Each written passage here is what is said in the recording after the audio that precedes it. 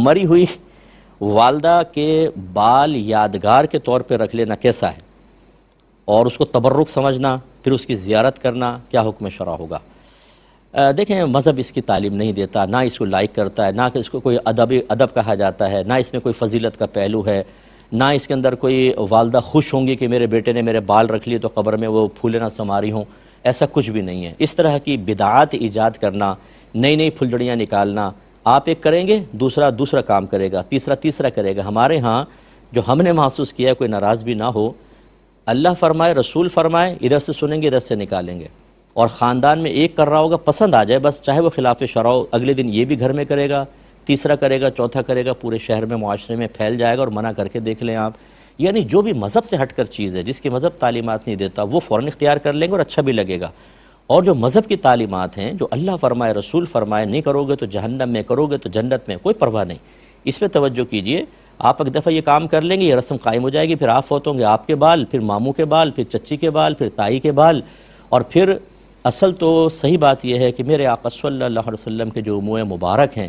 ان کا ادب اور تعظیم ہونا چاہیے، پھر وہ اہمیت ختم ہو جائے گی۔ ہمارے فقہا نے پہلے دور میں نوافل کی جماعت کو مکروہ کیوں قرار دیا تھا؟ انہوں نے کہا کہ اس وقت نماز میں، یعنی جو فرض نماز ہیں، اس کی جماعت میں لوگ رغبت رکھتے تھے اور بکثرت مسجد میں آتے تھے۔ اگر آپ نوافل کی جماعت قائم کریں گے، جیسے گھروں پہ قائم کر لی، تو اس میں قلت پیدا ہوگی اور اس کی اہمیت ختم ہوگی، منع کر دیا۔ اس کا مطلب یہ بھی ہے، اس پہ بھی ذرا توجہ کریں کہ اگر آپ اس طرح نئی نئی چیزیں نکال لیتے ہیں، اور تو پھر اس سے جو ہمارے ہاں جیسے نبی کریم کے منہ مبارک کی زیارت، ادب احترام سے رکھنا، پھر ماں کا بھی رکھا جائے گا، آپ یہ دیکھیں، پھر چاچا کا بھی رکھا جائے گا، پھر فلانے کا بھی رکھا جائے گا، اور اس طریقے سے وہ اہمیت جو اصل شعار ہوتے ہیں ہمارے، اصل چیزیں ہوتی ہیں، ان کی اتنی اہمیت نگاہوں میں نہیں رہتی۔ اور پھر یہ آخری بات یہ ہے کہ ماں کے بال رکھنا یہ آپ کے ذہن کی اختراع ہے کہ رکھ لوں ادباً، شاید ماں کو سکون ملے،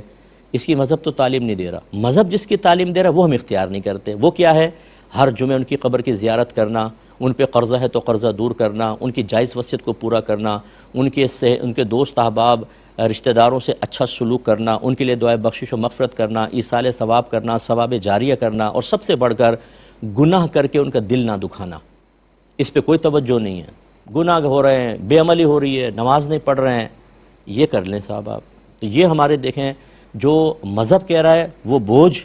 اور جو ذہن اور قلب کہہ رہا ہے جس سے کہ انفرادی حیثیت بنے گی، یہ اکثر شیطان بھی ہوتا ہے۔ ایسا کر، لوگ کہیں گے کیا یار ماں کی عقیدت ہے، بال رکھے ہوئے امی کے، ہم پھولے نہیں سماتے۔ ایک نئی نئی چیز ایجاد کرنا، اور اس سے بڑی خرابیاں ہیں، اس لیے ہم یہی مشورہ دیں گے، ہرگز ایسا